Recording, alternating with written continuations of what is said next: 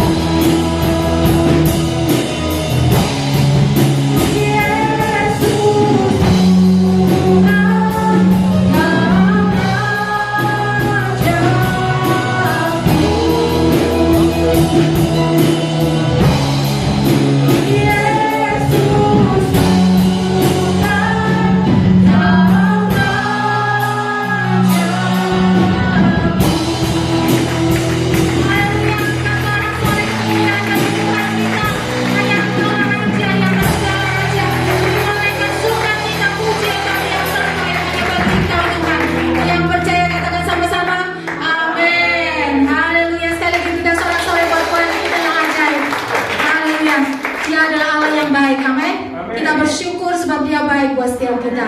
Haleluya.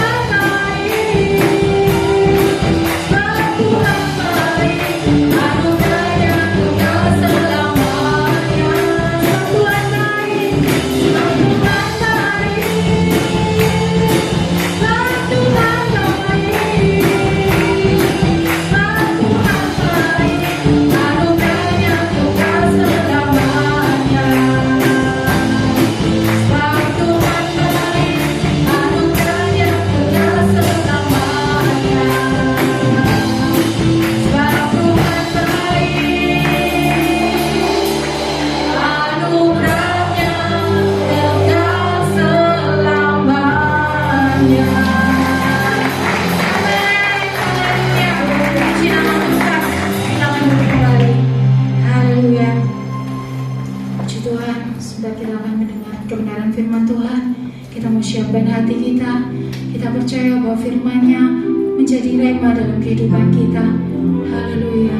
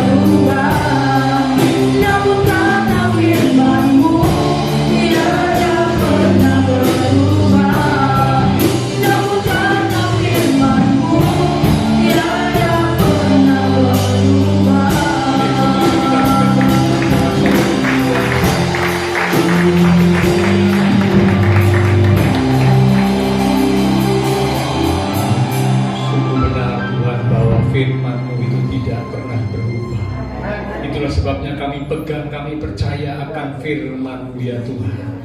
Apapun yang terjadi, firman Tuhan pasti digenapi. Terima kasih buat kesempatan malam ini kami umat-umat Tuhan datang di rumah Tuhan dengan hati penuh syukur dan sukacita telah kami persembahkan puji-pujian sorak-sorai kami meninggikan Engkau Tuhan. Dan kami percaya setiap pujian yang disampaikan dari hati yang sungguh mengasihi Tuhan, maka pujian kami boleh menyenangkan hati Tuhan. Engkau hadir di tengah-tengah ibadah kami, bersenayam di atas pujian umat-Mu. Karena itu kami hargai, kami hormati kehadiran Tuhan. Kami buka hati kami lebih lagi. Kami ambil sikap seperti Maria untuk duduk diam di bawah kaki Tuhan, menerima firman kebenaran yang sangat kami perlukan. Mari urapi setiap kami ya Roh Kudus. Lembutkanlah hati kami.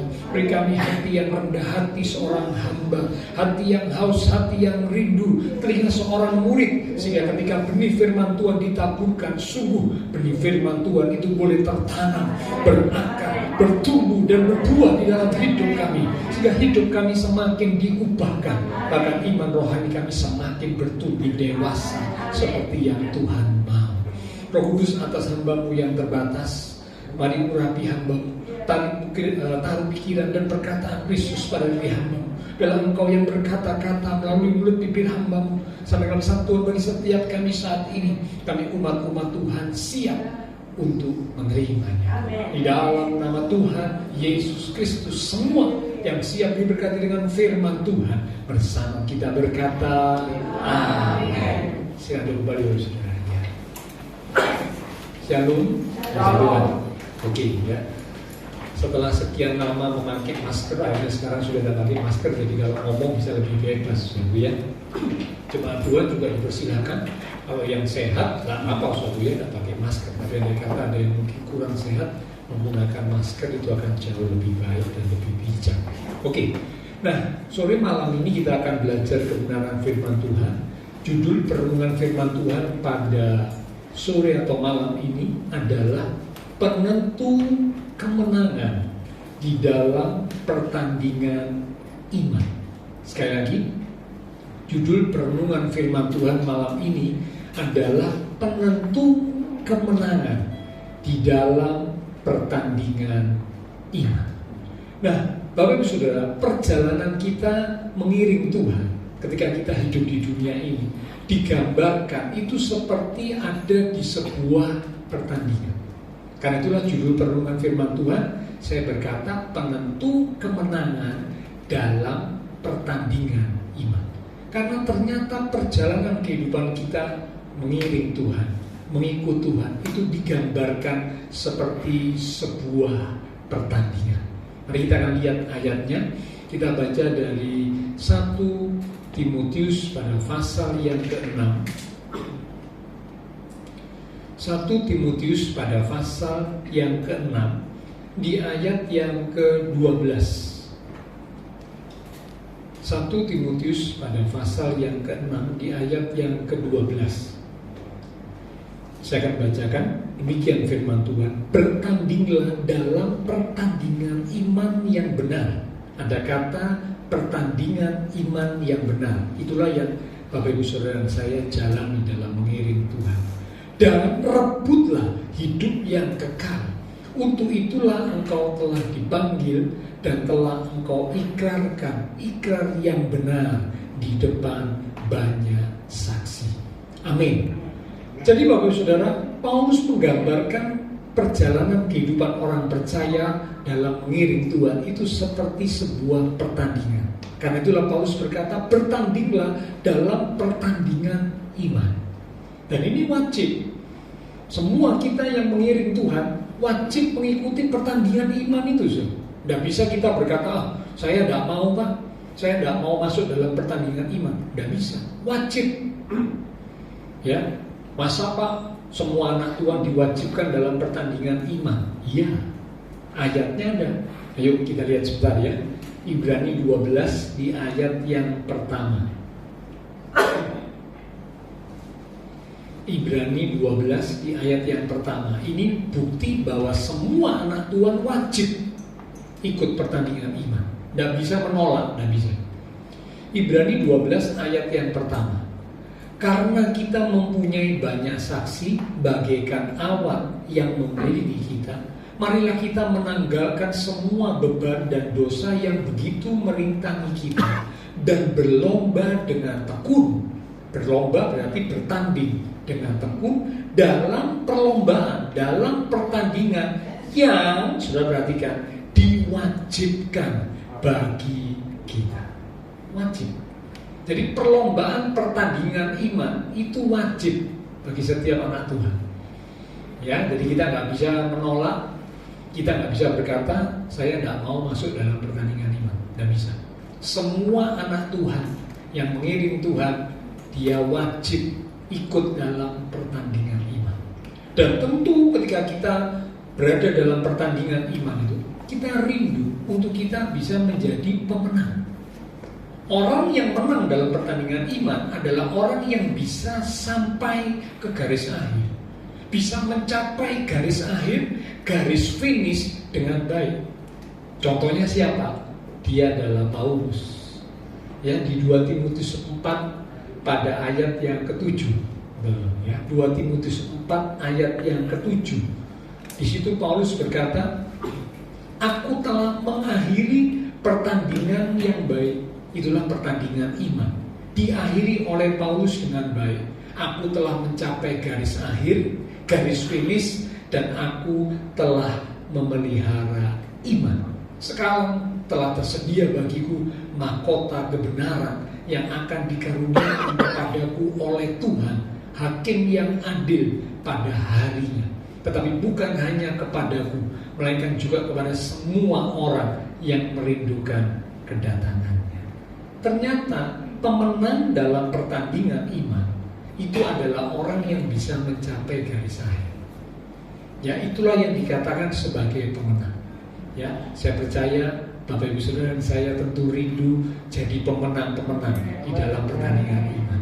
Ya, kita bukan mengalahkan rekan seiman kita, bukan. Ya, yang kita kalahkan dalam pertandingan iman itu bukan rekan seiman kita, bukan.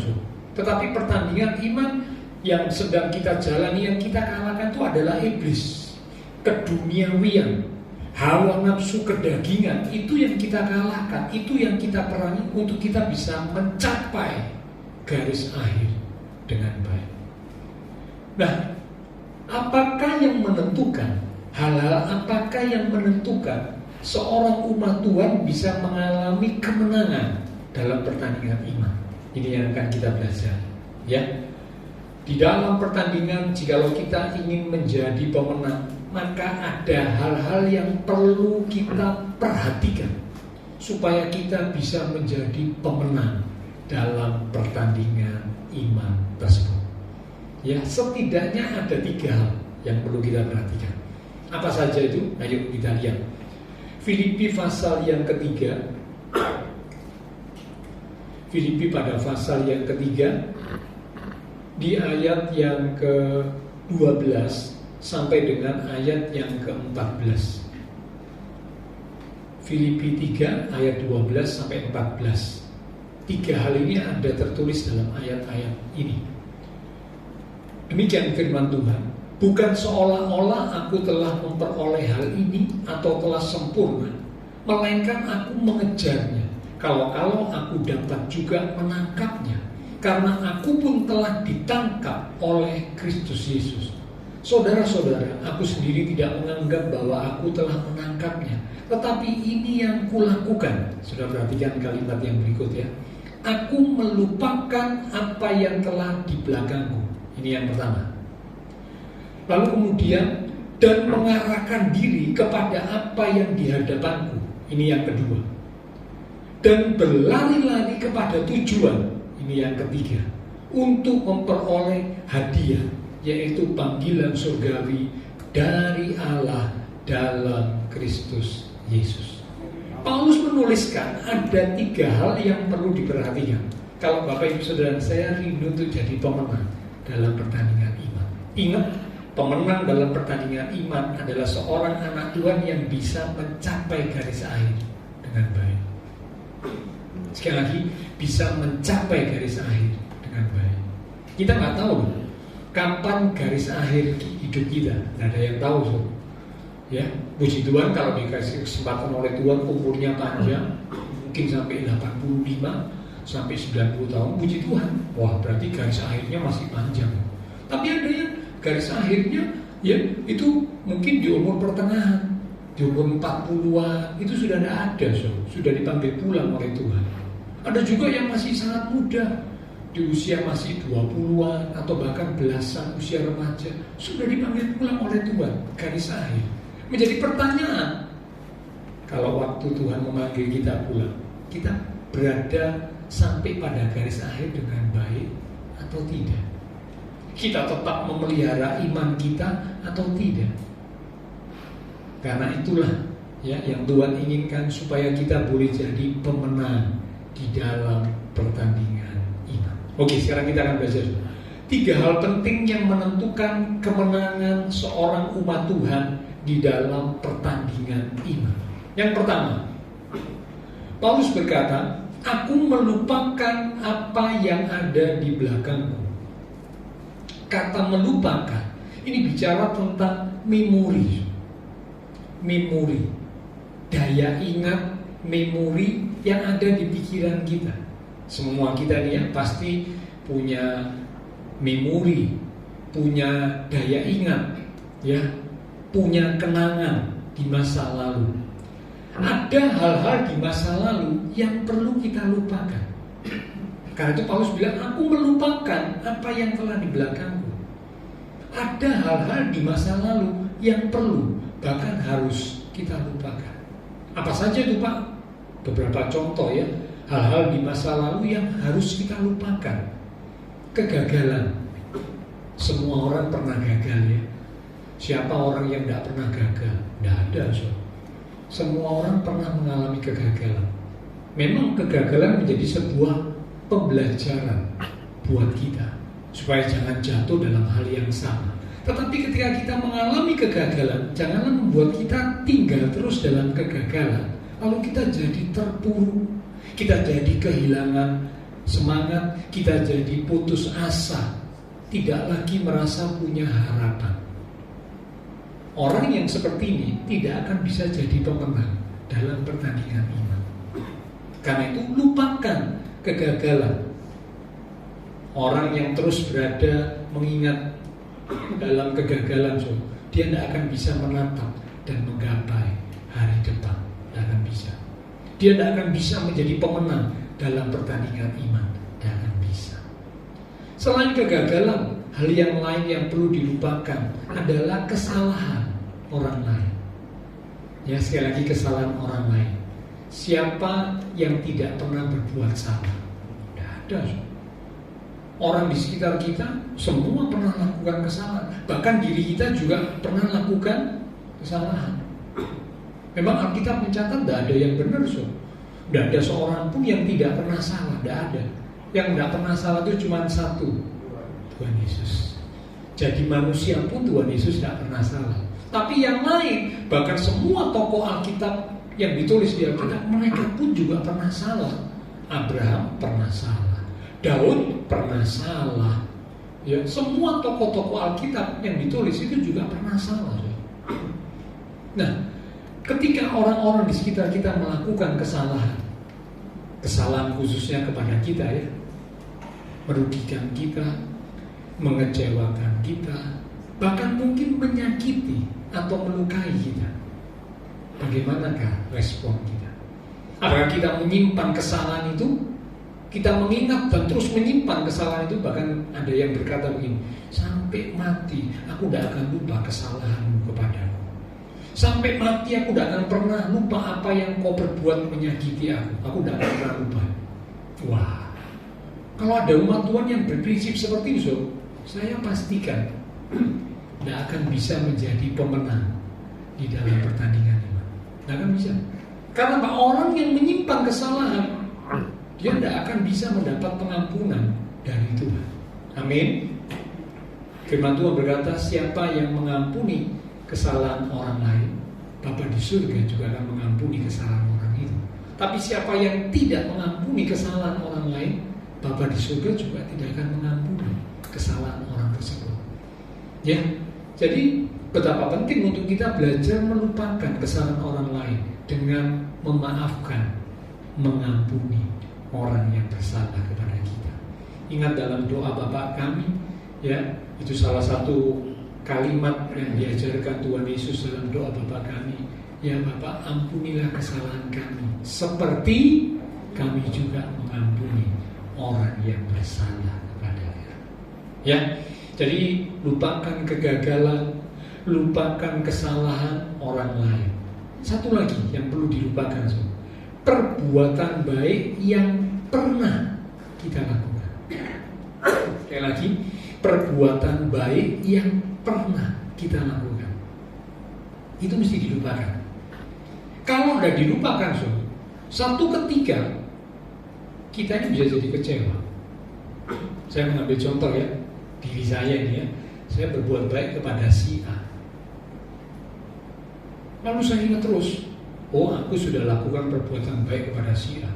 Saya ingat terus. Dan tentu ketika saya ingat, saya berharap si A ini satu kali juga akan berbuat baik kepada saya, bales gitu kan. Namanya orang kalau tahu budi, tahu balas budi. Terima perbuatan baik, ya akan membalas juga dengan yang baik. Tetapi ternyata dugaan saya meleset.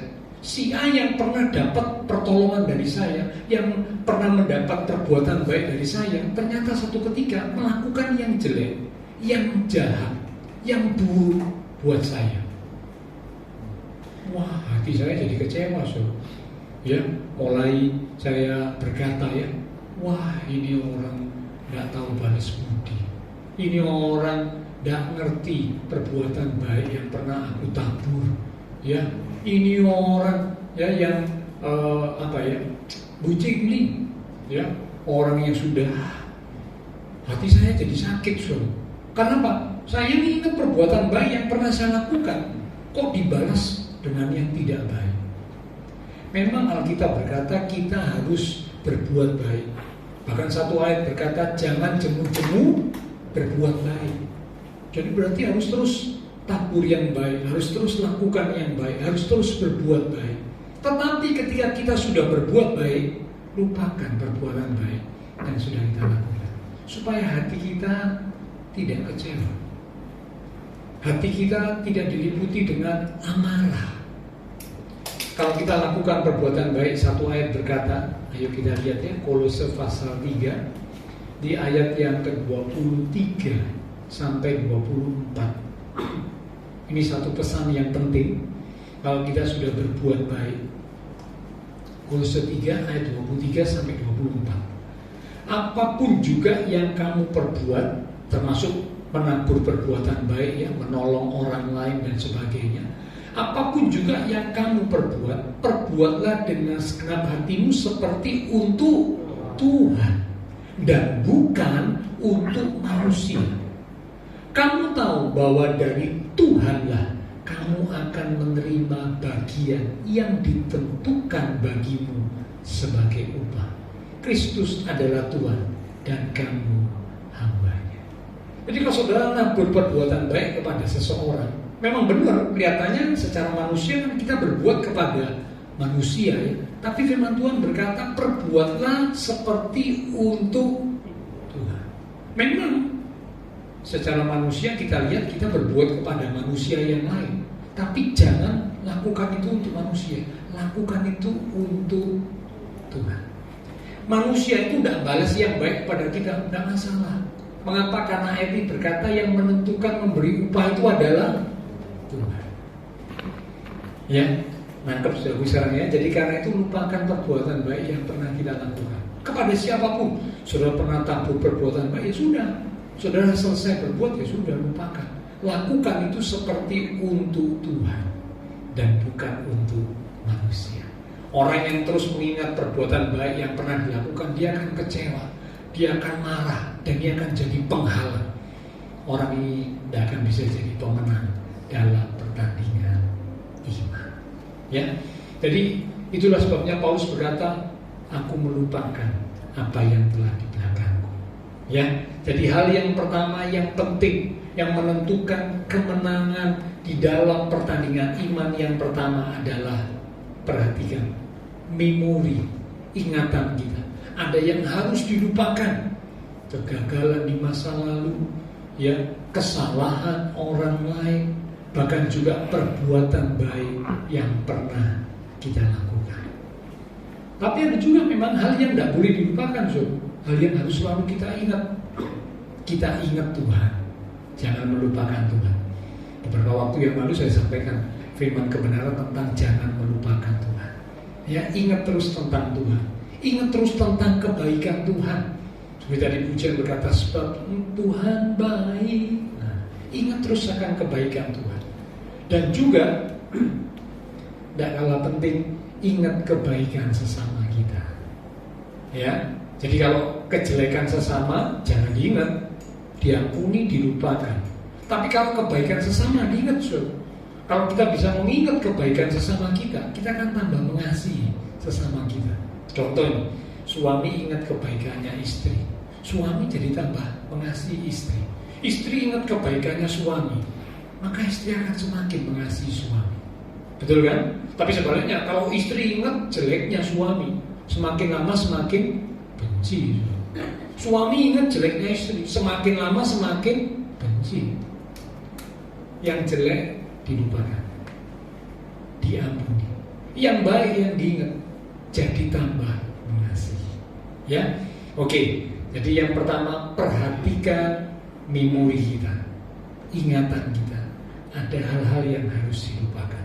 Yang kedua, hal penting harus diperhatikan supaya kita bisa menjadi pemenang dalam pertandingan iman. Yang kedua adalah Paulus berkata, aku mengarahkan. Ada kata mengarahkan. Mengarahkan ini bicara tentang arah. Penting untuk umat Tuhan tahu arah yang benar dan terus mengarahkan diri kepada apa yang benar. Sekarang ini ada GPS, ya, membantu sekali. Ketika kita hendak pergi ke satu tempat yang baru, kita belum pernah tahu tempat itu, tapi dengan GPS kita dibantu, ya. Mungkin saudara sudah pernah menggunakan, ya. Nah, nanti dikasih panduan 500 meter belok ke kanan, kira-kira begitu, ya. Setelah jalan 500 meter belok kanan, lalu ada panduan berikutnya 200 meter ke depan belok ke kiri. Nah, kira-kira kan begitu, ya. Wah, enak. Kita dipandu, kita dituntun sampai akhirnya tiba di tujuan, ya, yang tepat, yang benar dengan bantuan GPS, ya. Tapi kalau tidak ada GPS, aku zaman dulu, waduh, bingung. Tempat yang baru, wah, kita mesti lihat peta, mungkin begitu, ya. Kita mesti tanya orang. Belum lagi kalau tanya orang, orangnya tidak benar-benar paham, ngasih petunjuk salah juga. Kita hanya muter, tidak sampai tujuan, ya. Buang waktu, tidak sampai tujuan, tersesat, kesasar. Nah, penting untuk tahu arah yang benar dalam hidup ini. Bapak Ibu Saudara dan saya sebagai umat Tuhan harus tahu arah yang benar dan terus mengarahkan diri kepada yang benar. Setelah tahu arah yang benar itu bagaimana? Sekarang terus arahkan diri kepada yang benar. Jangan mau dibelokkan, jangan mau disesatkan, jangan mau. Tetap terus mengarah kepada yang benar. Arah mana? Ya, yang benar itu terarah kepada siapa? Mazmur pasal 25 di ayat yang ke-15. Mari kita lihat, ya. Mazmur 25 di ayat yang ke-15. Demikian firman Tuhan, bagian A saja. Mataku tetap terarah kepada Tuhan. Pemazmur berkata, mataku, pandanganku tetap terarah kepada Tuhan. Ini bicara arah yang benar adalah terarah kepada Tuhan.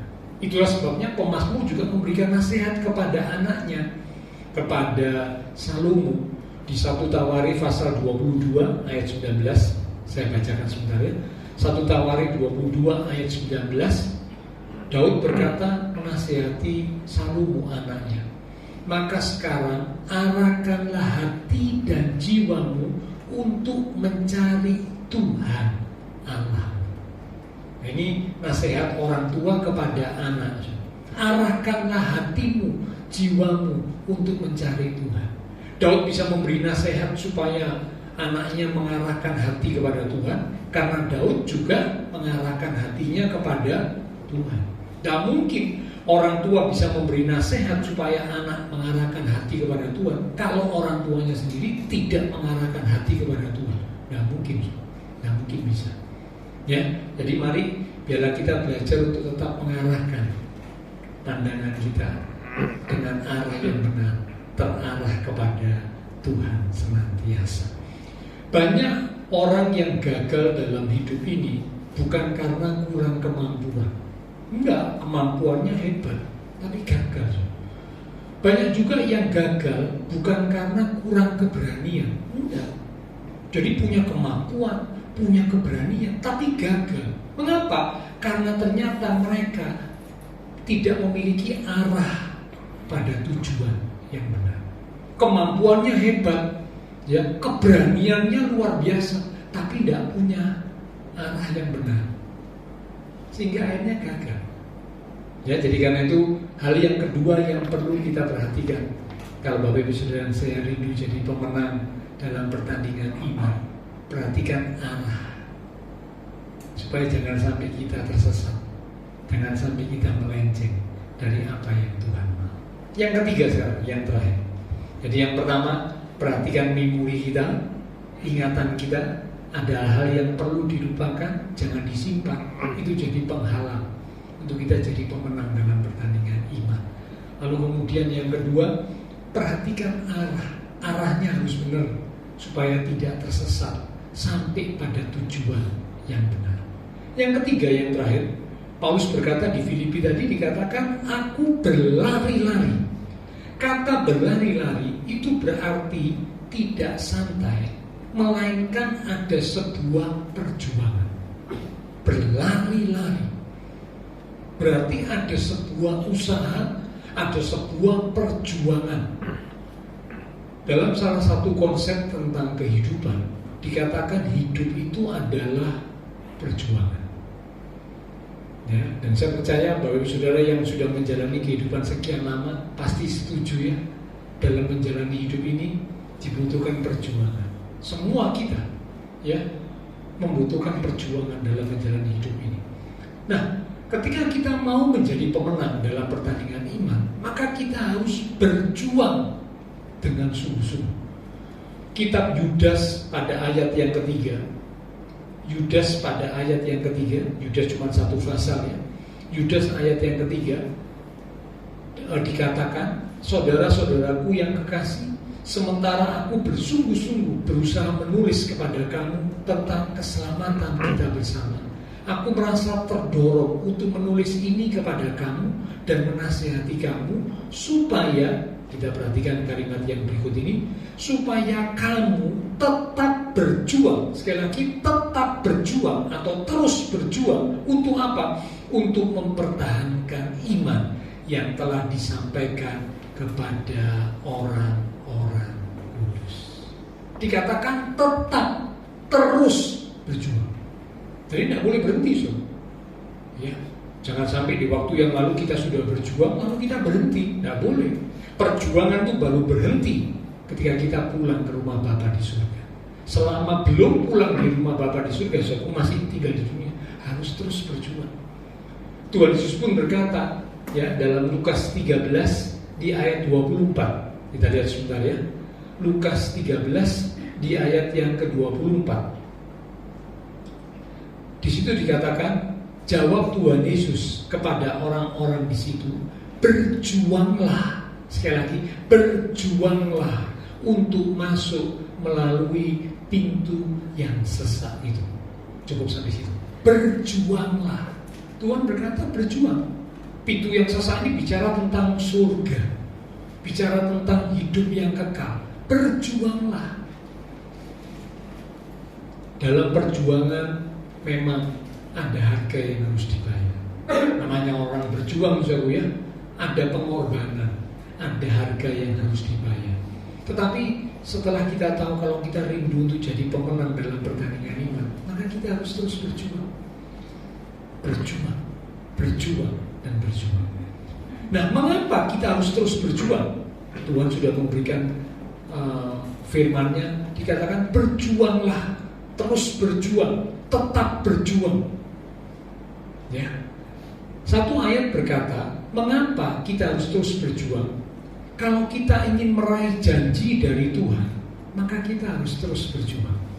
1 Timotius pasal 4, mari kita lihat sebentar ya, sebagai ayat-ayat yang hampir terakhir. 1 Timotius pada pasal yang keempat, di ayat yang ke-8 sampai dengan ayat yang ke-10. Ini alasan yang bisa menolong supaya Bapak, Ibu, Saudara saya terus termotivasi untuk berjuang, tidak berhenti berjuang. 1 Timotius 4 ayat 8 sampai 10. Latihan badani terbatas gunanya. Latihan badani bicara tentang olahraga, raga yang diolah, badan yang dilatih melalui olahraga. Ada gunanya, tapi terbatas. Saya lanjut. Tetapi ibadah itu berguna dalam segala hal, karena mengandung janji baik untuk hidup ini maupun untuk hidup yang akan datang. Stop dulu, jangan ditutup ya. Alkitabnya jangan ditutup. Nanti saya lanjut ayat berikutnya. Ya. Latihan badani dibandingkan dengan ibadah. Ya, kalau saudara baca ayat ini dengan seksama, saudara lihat dibandingkan antara latihan badani dengan ibadah. Loh, kok bisa dibandingkan, Pak? Iya, sama-sama bicara tentang ada yang diolah. Yang satu yang diolah itu raganya, badannya, fisiknya. Maka dinamakan olahraga. Olahraga baik apa enggak? Baik. So. Itu buat kesehatan kita baik. Ya, karena itu Alkitab berkata latihan badani terbatas gunanya. Ada gunanya, tapi gunanya itu terbatas. Lalu kemudian dibandingkan dengan ibadah. Ibadah itu apa? Latihan rohani, olah rohani. Kalau olahraga yang diolah itu raganya, fisiknya, badannya. Ada gunanya, tapi terbatas. Tapi kalau ibadah yang diolah itu rohaninya. Nah, ibadah dikatakan berguna dalam segala hal. Kalau olahraga, latihan badani, kegunaannya terbatas. Tapi kalau ibadah, kegunaannya sangat luas. Sampai ayat berikut dikatakan mengandung janji untuk hidup di dunia maupun hidup yang akan datang. Lanjut ya, sekarang kita lihat. Perkataan ini benar dan patut diterima sepenuhnya. Nah, kita menandaskan, jangan sampai ada umat Tuhan yang berkata, oh enggak Pak, kalau bagi saya yang penting itu olahraga. Ibadah itu tidak penting. Olah rohani itu tidak penting. Yang penting olahraga. Salah. Ya, olahraga memang penting, tapi ibadah lebih penting daripada olahraga. Karena itulah Paulus berkata dalam ayat ini, perkataan ini benar dan patut diterima. Patut diterima itu berarti wajib diterima sepenuhnya. Oke, lanjut ya. Itulah sebabnya kita berjeripaya dan berjuang. Ada kata itulah sebabnya kita berjeripaya dan berjuang. Jadi kalau kita perhatikan, hal yang membuat kita bisa terus termotivasi untuk berjeripaya, untuk berjuang, ya, adalah ketika kita ingin meraih janji dari Tuhan. Ibadah mengandung janji untuk hidup di dunia maupun hidup yang akan datang. Nah, kalau kita mau terus berjuang, ingat, saya ingin menggapai janji Tuhan, maka saya harus terus berjuang. Berjuang, tidak boleh putus asa, tidak boleh kehilangan harapan, tidak boleh patah semangat, terus berjuang, berjuang, ya, supaya akhirnya bisa menggapai janji Tuhan. Jadi, Bapak Ibu Saudara, inilah 3 hal yang penting yang harus dimiliki oleh setiap umat Tuhan kalau kita rindu jadi pemenang di dalam pertandingan iman. Yang pertama, perhatikan pikiran memori kita, ya. Hal-hal yang tidak baik dilupakan, dibuang, ya. Tapi kalau hal yang penting yang perlu diingat, kebaikan Tuhan, nah perlu kita ingat. Lalu kemudian yang kedua, hal yang perlu untuk kita perhatikan, ya, selain memori, yang kedua adalah arah tujuan hidup kita harus benar. Jangan sampai arahnya salah, so. Kalau arahnya salah nanti tidak bisa jadi pemenang dalam pertandingan iman. Dan yang ketiga, yang terakhir yang harus kita perhatikan adalah tetap berjuang. Ya, meskipun sesuatu Tuhan izinkan terjadi dalam hidup kita, mari tetap terus berjuang sampai akhir. Ayat penutup kita baca dalam 1 Korintus pasal yang ke-9. 1 Korintus pada pasal yang ke-9 di ayat yang ke-24 sampai 25. Setelah ini pelayan mimbar silakan kembali maju ke depan. 1 Korintus 9 ayat 24 sampai dengan 25. Tidak tahukah kamu bahwa dalam gelanggang pertandingan semua peserta turut berlari, tetapi bahwa hanya satu orang saja yang mendapat hadiah. Karena itu larilah begitu rupa sehingga kamu memperolehnya. 25. Tiap-tiap orang yang turut mengambil bagian dalam pertandingan, ini bicara tentang pertandingan iman yang diikuti oleh setiap orang percaya, menguasai dirinya dalam segala hal. Mereka berbuat demikian untuk memperoleh suatu mahkota yang fana, tetapi kita orang percaya untuk memperoleh suatu mahkota yang abadi. Jadi Bapak Saudara, untuk memperoleh mahkota yang fana saja di dunia ini, orang berjuang begitu luar biasa dalam pertandingan. SEA Games ada pertandingan, wah semua atlet-atlet SEA Games berjuang supaya bisa menang, jadi pemenang. Nah, untuk mendapat mahkota atau piala yang fana, yang sementara di dunia, orang berjuang begitu luar biasa.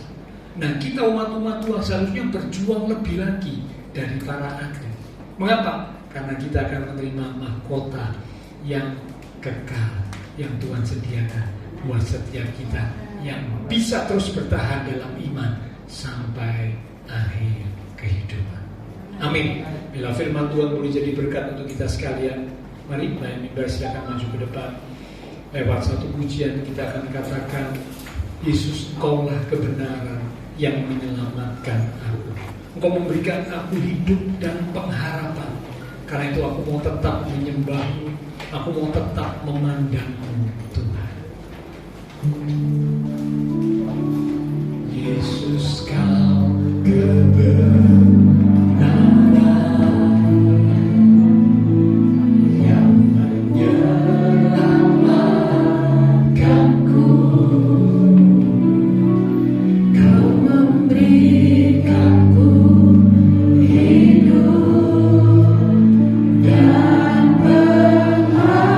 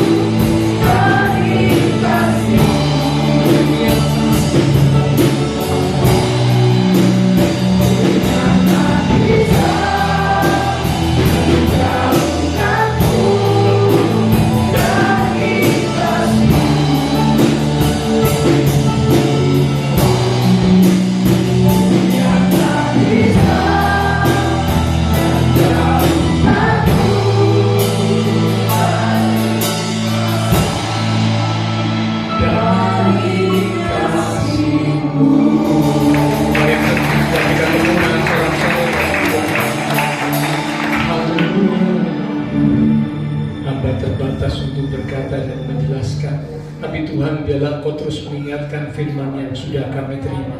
Kami rindu untuk menjadi umat-umat Tuhan pemenang di dalam pertandingan iman. Kami boleh mencapai garis akhir dengan baik, tetap memelihara iman sampai pada garis akhir. Karena itu kami diingatkan oleh firman Tuhan supaya kami melupakan apa yang ada di belakang kami.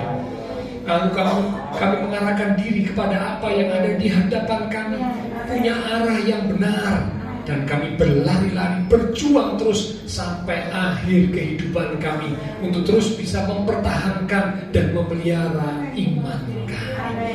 Terima kasih Tuhan, kami percaya Roh Kudus akan menolong dan menguatkan kami, memampukan kami sehingga kami boleh keluar sebagai pemenang di dalam pertandingan iman. Terima kasih Tuhan, terima kasih Bapa Surgawi.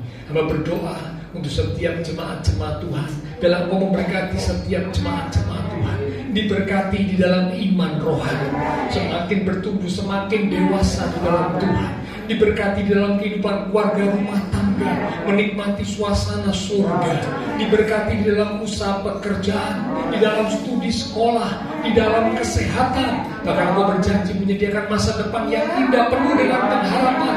Kami pegang dan kami percaya akan janji-Mu ya Tuhan, karena Engkau selalu menepati janji-Mu.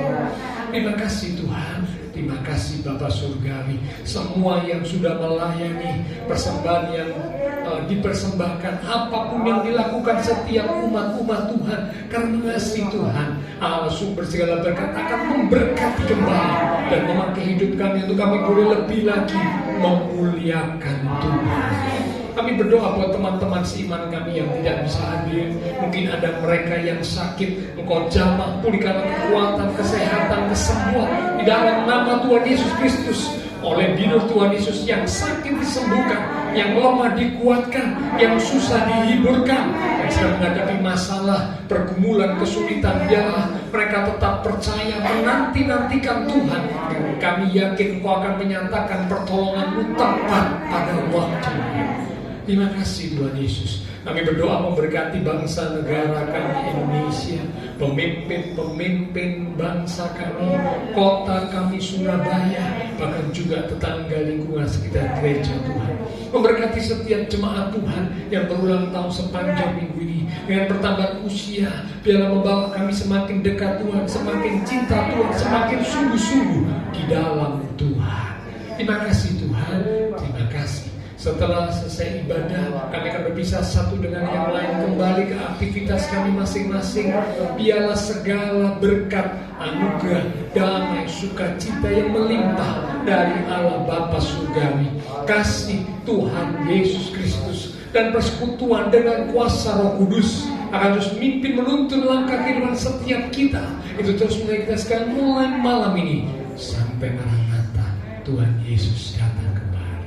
Di dalam nama Tuhan Yesus Kristus, semua yang percaya diberkati Tuhan. Mari bersama dengan iman kita berkata amin. Tuhan berkati kita sekalian, sampai berjumpa di minggu yang akan datang, disertai dengan perjamuan